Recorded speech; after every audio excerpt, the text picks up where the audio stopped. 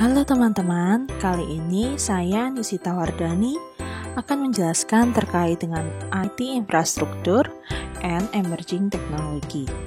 Nah, di dalam bahasan chapter ini ada 5 bagian yang akan saya jelaskan. Yang pertama, IT Infrastructure. Yang kedua, komponen di dalam IT Infrastructure. Yang ketiga, yaitu tren di dalam komputer hardware platform, khususnya untuk hardware lebih tepatnya. Yang keempat, itu berkaitan dengan software, trennya bagaimana. Dan yang kelima, kaitannya dengan tantangan yang akan timbul ketika kalian memilih untuk memanage atau mengatur IT infrastruktur. Nah, yang pembahasan pertama terkait dengan IT infrastruktur.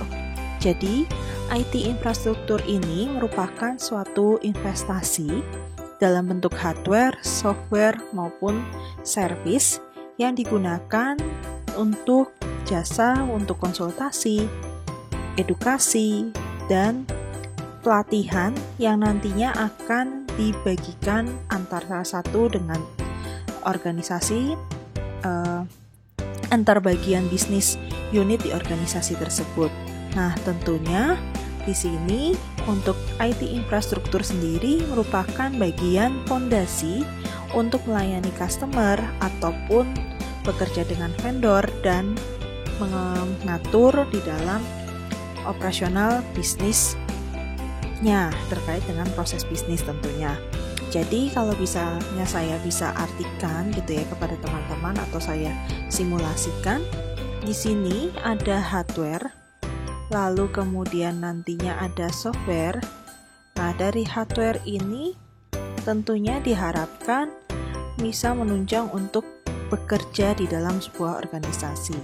Sebagai contoh, ketika ada aplikasi yaitu bernama Grab, maka tentunya hardware yang akan kita pakai untuk menjalankan aplikasi Grab itu adalah HP, tablet. Nah, kedua bagian tersebut atau smartphone tersebut bisa digunakan untuk melakukan beberapa macam aktivitas, misal dengan cara memesan driver untuk mengantarkan dari satu lokasi ke lokasi yang lain, atau ketika kita ingin memesan makanan dari satu resto ke resto yang lain.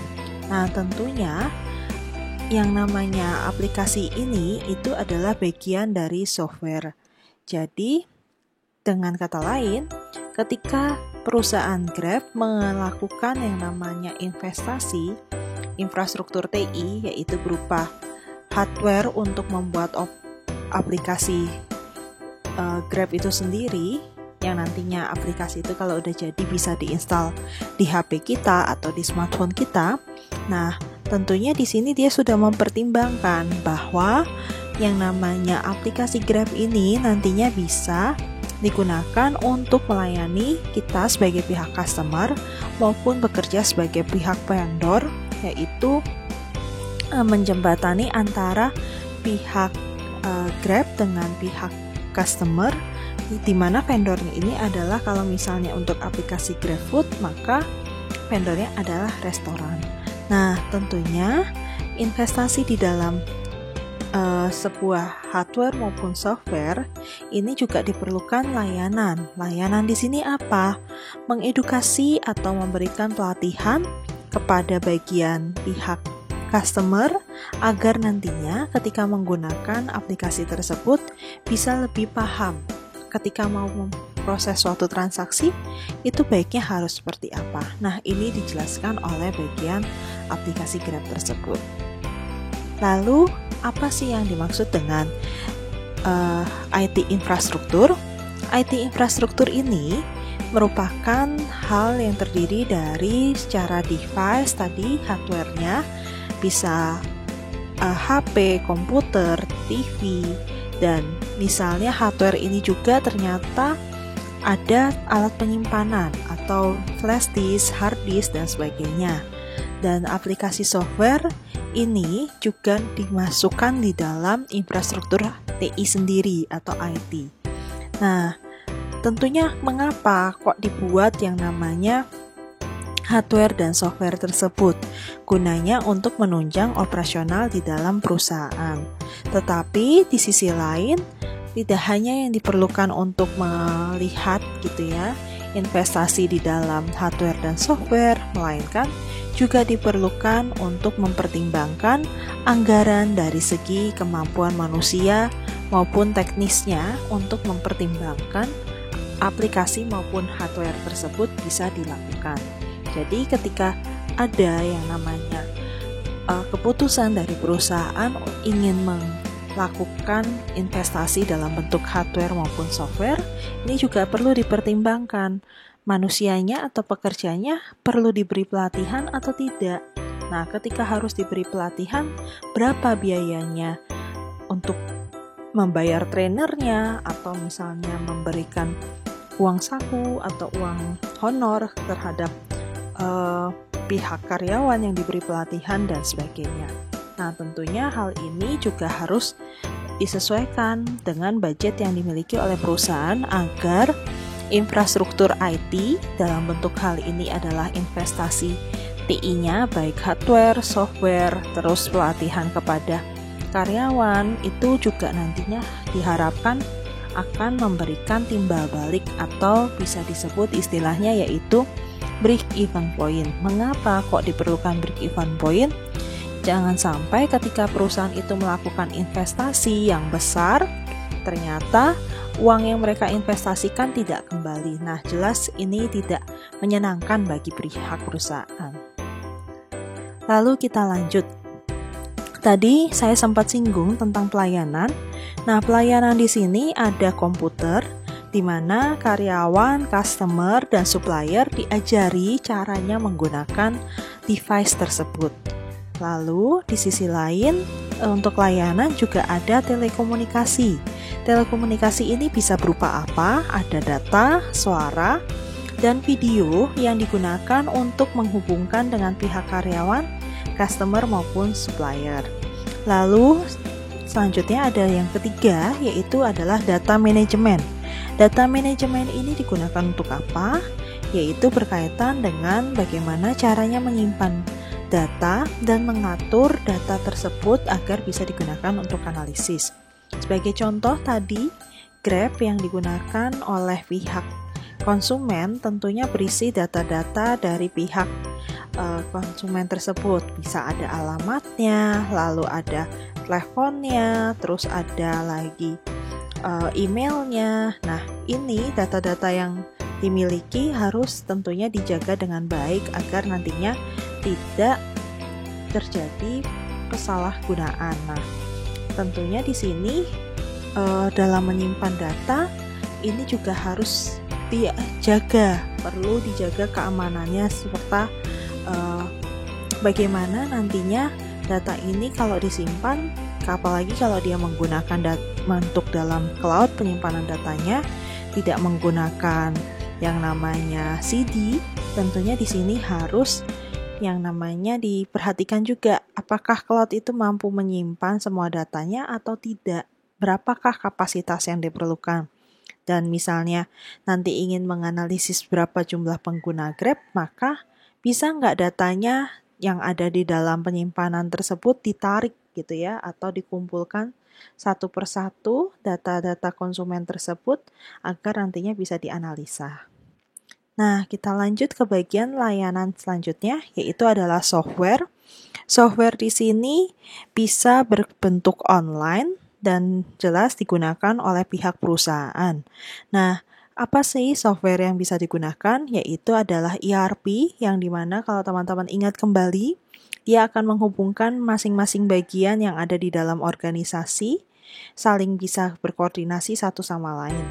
Selain itu juga ada CRM. CRM ini kaitannya dengan apa? Yaitu dengan sisi customer, di mana customer ini nantinya akan dibantu atau di-manage oleh pihak perusahaan dengan baik. Misalnya dengan cara apa? Yaitu ada yang bagian helpdesk. Nah, helpdesk ini nantinya ketika perusahaan merasa customer kita kesulitan, maka kita bisa membantunya melalui telepon ataupun email ataupun yang lainnya agar dengan mudah si pihak customer menghubungi pihak perusahaan tersebut. Lalu yang selanjutnya adalah SCM.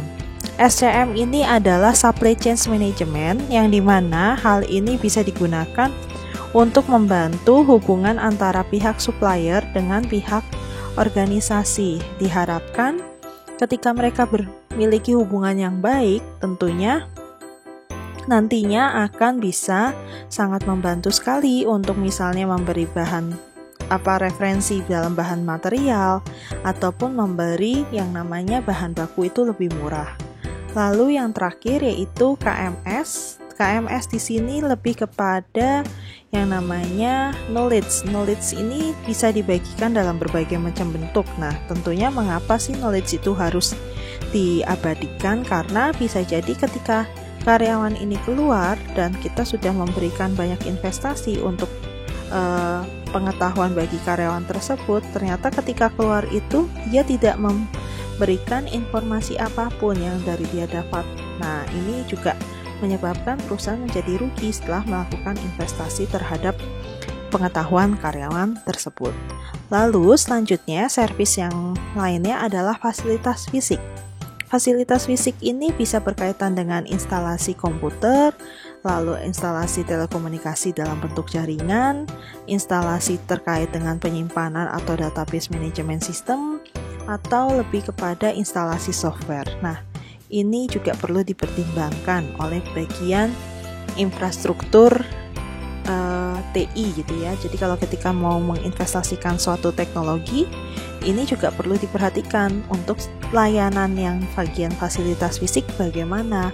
Perlu nggak kita melakukan yang namanya jasa atau pengadaan jasa terkait dengan instalasi-instalasi. Lalu selanjutnya adalah layanan. Layanan manajemen TI ini berkaitan dengan bagaimana bisa dibuat untuk perencanaan dan pengembangan serta mengkoordinasikan unit bisnis di dalam bidang akuntansi, biaya TI maupun proyek. Jadi bagaimana caranya agar bisa layanan dalam bidang manajemen ini, tentunya misalnya kalau direncanakan untuk menginvestasikan dalam bentuk rupiah untuk pembelian suatu software, nah bagaimana, apakah uang ini akan kembali atau tidak, seperti itu. Nah, itu juga perlu dipertimbangkan matang-matang untuk pengembangannya. Lalu selanjutnya ada bagian layanan untuk kebijakan teknologi informasi. Tentunya untuk standar, bagaimana caranya menggunakan standar teknologi dan bagaimana caranya kalau misalnya menggunakan suatu bentuk jaringan, maka di sini bisa menggunakan yaitu bahasa standarnya untuk di dalam alamat internet website gitu ya, menggunakan www atau World Wide Web. Nah, ini adalah standar ketika menggunakan suatu teknologi informasi berkaitan dengan yaitu internet. Lalu selanjutnya adalah edukasi teknologi informasi. Nah, tadi seperti yang sudah saya sampaikan di awal, diperlukan pelatihan di bagian karyawan tentunya untuk menginvestasikan apabila karyawan ini nantinya digunakan untuk menggunakan suatu software, maka dia diharapkan bisa menggunakan software itu dengan baik agar nantinya bisa dengan mudah untuk membantu operasional di dalam perusahaan. Selanjutnya ada di bagian penelitian dan pengembangan. Nah, ketika suatu teknologi ini diterapkan, diharapkan pastinya dia akan membawa dampak yang positif kepada perusahaan. Nah, ketika perusahaan ini merasakan yang namanya dampak positif, maka perlu juga dipertimbangkan mau dilanjut tidak sampai ke depannya investasi di dalam bentuk teknologi informasi ini. Jangan sampai sudah mengeluarkan uang dengan banyak gitu ya, ternyata investasinya tidak bisa dilanjutkan kembali. Lalu selanjutnya ini tadi gambaran di dalam infrastruktur TI. Jadi infrastruktur TI dan layanannya gitu ya, ini harus sejalan dengan strategi bisnisnya, terus strategi di dalam teknologi informasinya, lalu penerapan teknologi informasinya guna untuk menghubungkan dengan pihak customer maupun dengan pihak yaitu perusahaan itu sendiri. Jadi dengan kata lain, beberapa hal ini itu harus sejalan dan mereka jelas harus saling berkoordinasi satu sama lain agar investasi tersebut di dalam infrastruktur TI tentunya bisa mengharapkan yang namanya yaitu kalau tujuan perusahaan adalah mendapatkan profit yang setinggi-tingginya. Jadi kalau tadi perusahaan Grab yang saya contohkan, maka tentunya dia menginginkan yang namanya usaha menjadi lebih global gitu ya, karena bisa memenangkan hati konsumen atau bisa digunakan aplikasi itu ke seluruh wilayah di Indonesia, misal seperti itu untuk strategi bisnisnya. Nah, tentunya TI strateginya gimana? Tentunya di sini juga bisa harus mengakomodir permintaan dari setiap customer. Apa saja yang diminta? Yaitu di sini dikaitkan bagaimana caranya ketika customer itu memesan makanan atau memesan jasa, dan tentunya di sini pihak Grab harus bisa membantu untuk mengatasi permasalahan-permasalahan yang terjadi. Di sisi lain juga ada di bagian teknologi informasi khususnya untuk penggunaan aplikasi tersebut. Berarti apakah diperlukan edukasi? Tidak, untuk melatih bagian customer. Jika perlu, bagaimana bentuk edukasinya? Jadi dengan kata lain, infrastruktur TI ini itu muncul karena adanya yang pertama strategi bisnis, terus kemudian strategi teknologi informasinya, lalu information teknologinya, sampai dengan pihak yang akan kita jadikan untuk sasaran dari pihak perusahaan gitu ya, untuk membantu mewujudkan yang namanya profit seperti itu. Nah, mari kita lanjut. Di sini ternyata di dalam infrastruktur teknologi informasi ada beberapa era atau beberapa tren gitu ya, atau beberapa periode di dalam hal ini.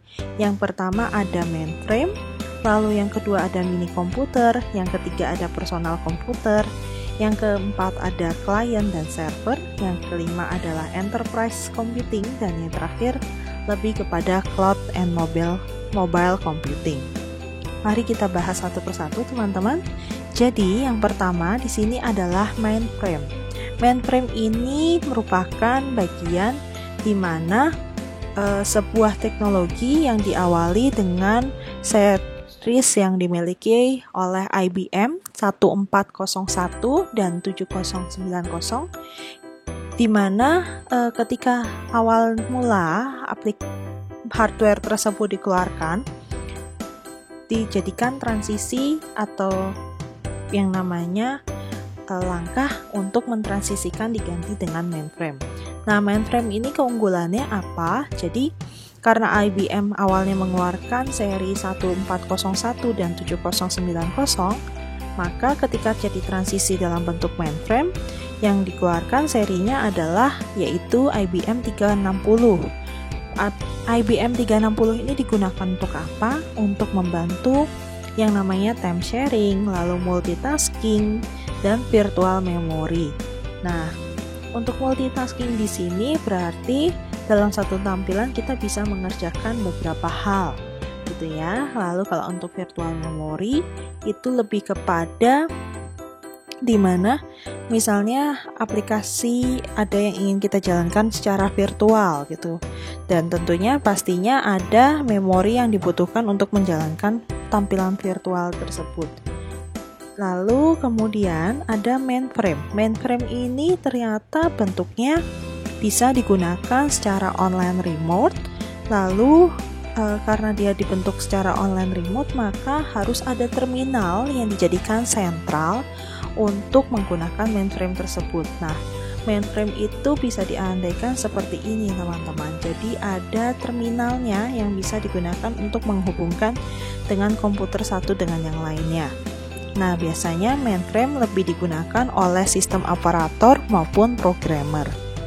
Lalu kalau mini komputer itu bagaimana? Mini komputer di sini bentuk dari yang namanya selanjutnya perkembangan dari mainframe. di mana hal ini disebut juga dengan istilah Digital Equipment Corporation yang dikeluarkan pada tahun 65. Dan mainframe ini karena bentuknya besar dan membutuhkan banyak biaya, maka mini komputer ini muncul. Mini komputer yang muncul ini itu memberikan keunggulan, harganya lebih murah, powerful, dan bisa dikustomisasi, atau dengan kata lain bagian-bagiannya bisa diberikan secara request untuk dibuat dan dirakit, dan dia bisa didesentralisasikan. Nah, selanjutnya dari mini komputer muncullah PC. PC yang seperti saat ini kita miliki muncul di tahun 1970 dan bentuknya adalah DOS atau dalam bentuk tampilan yang masih ala kadarnya ya, warnanya biru dan putih tampilan layarnya. Lalu dia juga basicnya dari text-based common language. Lalu dia di sini bisa digunakan untuk Microsoft Windows. Terus kemudian ada juga untuk Intel PC, di mana bentuk standar dari penggunaan desktop PC sendiri. Lalu software apa sih yang bisa digunakan untuk PC? Ada terkait dengan prosesor, spreadsheet atau Excel, lalu presentasi, di sini juga PowerPoint, dan bisa digunakan untuk small data management program. Nah, biasanya PC ini bisa digunakan untuk di rumah maupun di perusahaan. Selanjutnya, era yang lain adalah klien dan server. Klien dan server ini diandaikan sebagai desktop maupun laptop yang lagi digunakan oleh si user atau kliennya. Nah, sedangkan server adalah jaringan yang untuk membantu desktop maupun laptop itu bisa beroperasi lebih baik. Nah, di sini klien ini karena tadi diartikan sebagai user, maka user point entry atau dengan kata lain user akan memasukkan suatu teks ataupun perintah di mana ada server yang berfungsi untuk bisa memproses dan menyimpan data tersebut. Tentunya server ini juga bisa dalam bentuk tampilan web ya, atau yang berfungsi untuk mengatur aktivitas jaringan. Jadi misalnya gini, ini kebetulan klien yang klien atau PC atau komputer yang digunakan di dalam perusahaan. Nah, mereka terhubung oleh satu server, yaitu alat penyimpanan data-data yang ada di perusahaan tersebut. Ketika server ini nantinya digunakan, maka ketika data yang sudah diinputkan satu persatu oleh satu PC dengan yang lainnya, akan tersentralisasi semuanya di dalam server ini. Terus kemudian, server tersebut berarti dalam hal ini bentuknya seperti apa? Yaitu dalam bentuk ada gabungan antara aplikasi dan fisik secara komputer, yang dimana dia akan menggunakan bentuk jaringan untuk membantu menjalankan komputer tersebut. Selanjutnya ada istilah yaitu multi-tier client atau server architecture yang disebut dengan istilah yaitu entire client atau server architecture, di mana mereka bisa bekerja dalam satu bentuk atau satu jaringan dan bisa dari beberapa komputer yang nantinya akan saling membagikan satu dengan yang lainnya. Nah, biar teman-teman tidak bingung, seperti ini tampilan dari multi-tier. Multi-tier itu diartikan satu klien memegang satu laptop, dihubungkan dengan internet. Internet di sini dia mengakses misalnya masuk ke Google atau web servernya. Nah, ketika teman-teman mengeklik perintah misal tingginya menara Eiffel berapa gitu ya. Nah, di sini ternyata untuk mengetahui tinggi dari menara Eiffel, kita dari pihak web server akan mengirimkannya dalam bentuk aplikasi server. Yang dengan kata lain ini adalah tampilan UI-nya. Terus kemudian dia akan mengambil data berapa sih tingginya dari menara Eiffel tersebut atau database dari perusahaannya, dari pihak Google sendiri. Terus nanti setelah data diambil baru dikembalikan lagi ke dalam tampilan si klien.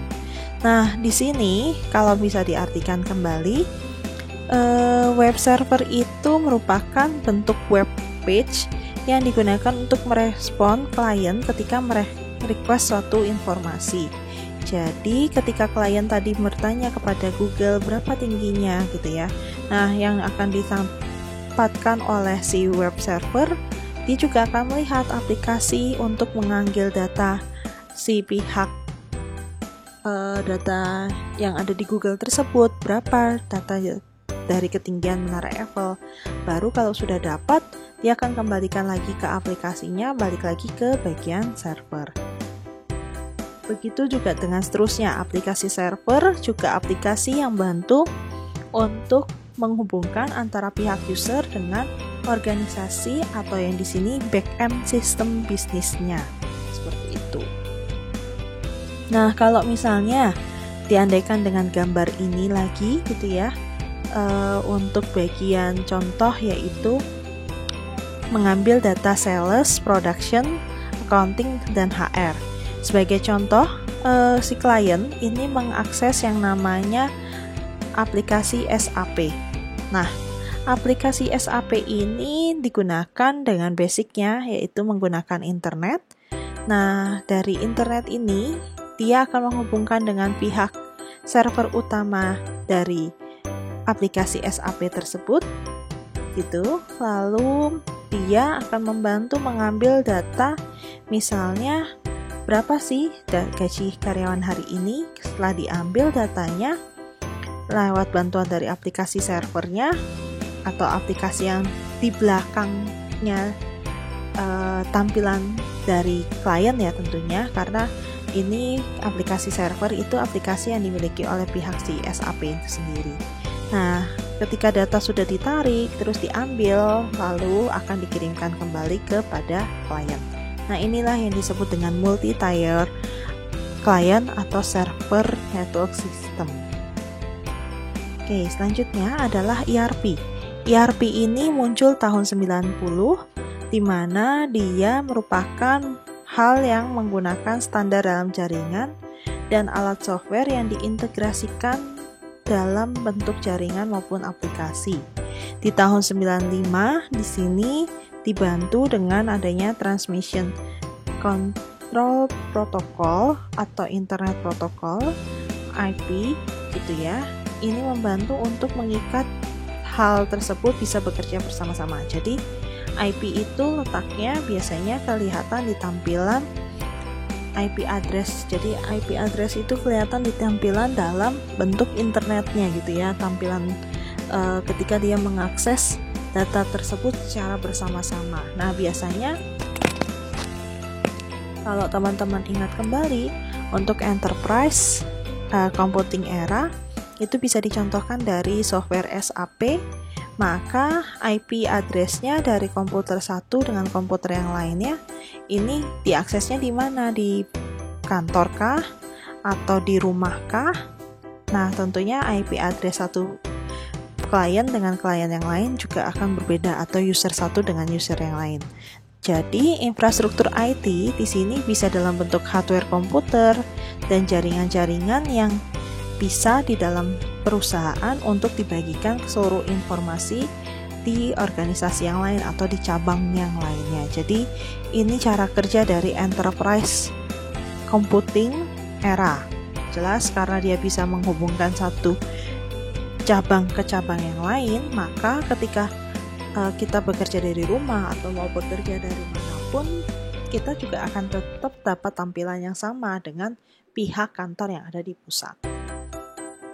Nah, selanjutnya di sini kita masuk ke bagian cloud computing. Cloud computing itu merupakan model komputasi yang dimana bisa berfungsi untuk sebagai bantuan untuk komputer, storage, aplikasi, maupun layanan. Nah, cloud computing ini karena dia bekerja kayak seperti awan gitu ya, maka dia bisa diakses dimanapun dengan device yang berbeda-beda tentunya.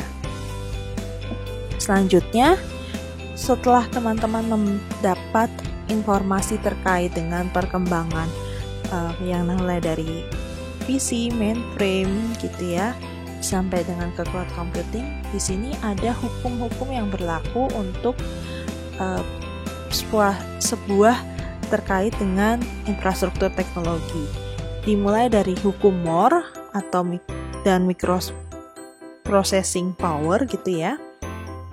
Jadi di sini di tahun 65, Gordon Moore atau direktur dari R&D atau Research and Development di sini mengenalkan ada istilah yang namanya microprocessor chip yang dikenalkan dalam bentuk chip, dan tentunya dia memiliki biaya produksi yang kecil, sehingga di sini dikatakan oleh Moore bahwa ternyata prosesor ini mengalami perubahan berlipat ganda di setiap tahunnya. Jadi ada 3 bagian dari pernyataan hukum Moore tersebut. Yang pertama, power microprosesor itu akan bertambah 2 kali lipat di setiap 18 bulan.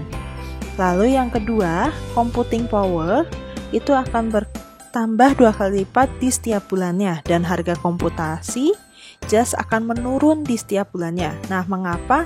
Kalau teman-teman lihat contohnya itu seperti flash disk awalnya dari 2 GB dikalikan 2 itu 4 GB, dikalikan 2 lagi ada 8 GB, sampai dengan saat ini yaitu sudah lebih dari 16 GB. Nah, tentunya informasi tersebut itu selalu berdasarkan dari hukum Moore, di mana ada informasi yang mengatakan bahwa setiap 18 bulan ternyata storage itu bisa bertambah loh 2 kali lipatnya, seperti itu. Nah, ini contoh dari yang namanya microprosesor, di mana microprosesor itu diartikan bahwa transmisinya dari awal tahun 70 sampai dengan di tahun 2018 makin bertambah dari tahun ke tahun. Dan untuk harganya awalnya sangat mahal, sekarang malah lebih murah dibandingkan dari awal pertama kali teknologi tersebut muncul. Selanjutnya ada istilah nanoteknologi. Nah, nanoteknologi ini merupakan bagian dari dimana teknologi secara nano ukurannya kecil, hampir seukuran dengan human hair atau seukuran rambut manusia, dan dia jarang sekali terkena virus. Nah, biasanya nanoteknologi ini digunakan untuk individual atom atau molekul yang digunakan untuk menciptakan komputer chip dan device lainnya yang ukurannya lebih kecil dibandingkan dengan yang lain. Nah, ini bentuk dari nanoteknologi. Nah, ini kebetulan adalah nanotubes yang dibuat oleh Stanford University untuk membantu pengembangan suatu teknologi di sana. Lalu hukum yang kedua tadi sudah sempat saya singgung gitu ya, terkait dengan hukum Moore. Di sini adalah hukum dari mass digital storage, di mana jumlah dari storage itu bertambah 2 kali lipatnya setiap tahunnya. Nah, maka harganya pun juga akan berturun dari setiap tahunnya, seperti itu. Hampir bisa mendekati 100%. Nah, ini untuk bagian komunikasi cost. Jadi kalau dulu harga internet itu sangat mahal, sekarang harga internet malah tidak sampai ada harganya, atau dengan kata lain teman-teman mudah sekali mengakses internet itu atau jaringan internet dengan mengandalkan sinyal wifi, atau dengan kata lain harganya hampir tidak ada atau dikatakan Rp0. Selanjutnya adalah standar dan network effect, di mana standar dan network effect ini merupakan teknologi standar yang secara spesifikasi menyeimbangkan kemampuan suatu produk dan mampu mengkomunikasikannya dalam bentuk jaringan. Dan ini akan lebih murah dibandingkan kalau punya beberapa standar. Jadi tanpa adanya satu standar ini di dalam sebuah jaringan, maka akan lebih mahal harganya. Nah, ini contohnya teman-teman. Kalau untuk standar computing ada bentuknya yaitu Unix, lalu Ethernet, terus kemudian ada IBM, tadi juga sempat saya singgung, yaitu adalah istilah World Wide Web, di mana standar yang bisa digunakan untuk menampilkan audio, grafik, video ketika teman-teman mengakses suatu tampilan web page. Lalu selanjutnya kita masuk ke bagian yang kedua dari komponen IT infrastruktur. Komponen IT infrastruktur ini apa sih sebenarnya? Jadi komponen infrastruktur TI itu dimulai dari cara bacanya gitu ya. Infrastruktur ini secara ekosistem ada mulai dari komputer, terus OS, enterprise, lalu networking, konsultan, data manajemen, dan internet. Saya akan bahas satu persatu. Di sini contohnya komputer hardware platform. Komputer hardware platform itu semacam device, bisa dalam bentuk PC, tablet, smartphone, yang tentunya dibantu untuk digerakkan atau di sini ada di dalam hardware tersebut ada mikroprosesornya. Nah, mikroprosesor ini ada Intel, ada AMD sebagai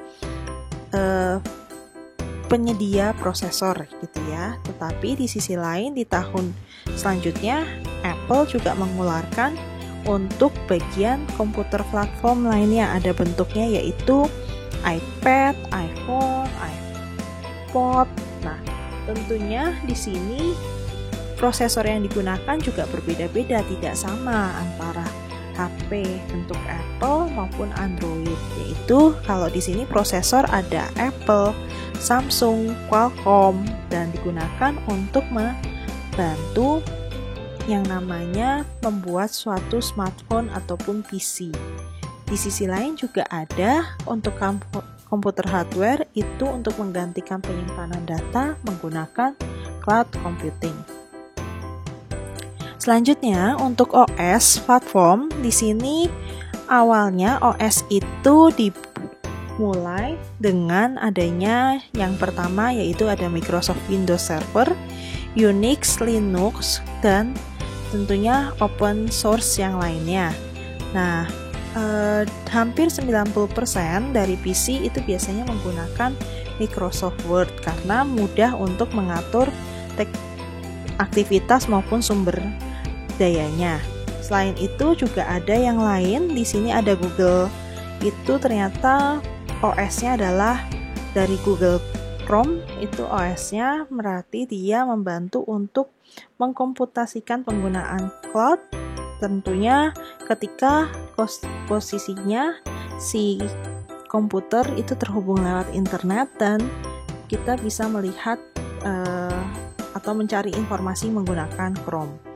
Selanjutnya ada Android. Android itu digunakan untuk OS yang bisa membantu mobile device untuk smartphone maupun tablet. Lalu iOS itu untuk bentuk dari operating system, di mana biasanya digunakan untuk Apple iPad maupun iPhone. Selanjutnya ada Microsoft Windows 10 dan Windows 8. Nah, itu bisa digunakan baik dalam bentuk tampilan tablet maupun PC, dan tentunya ada HP Android juga yang menggunakan basic dari Microsoft Windows 10 maupun Windows 8. Selanjutnya adalah Enterprise Software Application. Enterprise Software Application ini terbesar itu digunakan oleh SAP maupun Oracle. Jadi waktu itu saya pernah mencontohkan kepada teman-teman tampilan dari yang namanya ERP dalam bentuk Oracle gitu ya. Jadi dia diceritakan bahwa menghubungkan antara bagian satu unit bisnis dengan unit bisnis yang lainnya sampai dengan menghubungkan pihak eksternal perusahaan, ada supplier dan customer. Nah, Microsoft di sini ternyata juga menempatkan fokus untuk membantu bagian small medium enterprise gitu ya, dengan harga yang lebih murah juga. Selanjutnya adalah data management maupun storage. Di sini adalah data management storage itu menggunakan bantuan dari enterprise, di mana biasanya dilakukan di perusahaan untuk bertanggung jawab memanage data-data yang mereka miliki agar mudah untuk diakses dan digunakan. untuk promotor atau leading dari database software provider itu ada IBM, ada Oracle, Microsoft, dan SAP itu sendiri. Selanjutnya untuk networking, di sini platformnya adalah pertama yaitu Windows Server yang paling sering digunakan untuk membantu yang namanya menggerakkan suatu operating system, dan dia menggunakan basic yaitu LAN atau Local Area Network. Nah, sebagian besar untuk di perusahaan itu biasanya menggunakan Unix. Mengapa Unix? Karena bisa lebih mudah untuk dikustomisasi. Di sisi lain juga ada Local Area Network, itu menggunakan yang namanya TCP atau IP address untuk protokol di dalam jaringannya. Selanjutnya adalah Internet Platform. Internet Platform ini di sini dibantu dengan bantuan ada router, ada hosting, dan tentunya hosting itu digunakan untuk memaintain atau membantu menyampaikan jaringan dari satu tempat ke tempat yang lain, dan biasanya ada subscriber atau langganan untuk menyewa tempat penyimpanan secara basicnya lewat website. Jadi kalau teman-teman pernah melihat dalam tampilan website, nah hostingnya itu dia atau menyimpan data konten dari website tersebut biasanya ada pengorbanan yang harus dikeluarkan, yaitu dengan kata lain harus membayar suatu data yang kita simpan di tebeng kepada si penyedia server jaringan tersebut.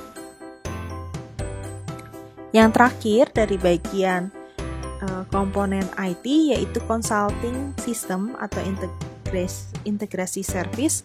Di sini consulting itu adalah pionirnya ada IBM, Accenture, HP, Wipro. Jadi ketika misalnya ingin mengetahui tentang Microsoft atau komputer kita misalnya rusak, ya berarti kita pindah ke yaitu di HP atau IBM dan sebagainya. Nah, selanjutnya saya akan menjelaskan terkait dengan tren komputer hardware platform. Nantikan video saya selanjutnya. Dan jangan lupa subscribe untuk dapat informasi selanjutnya. Terima kasih, sampai jumpa.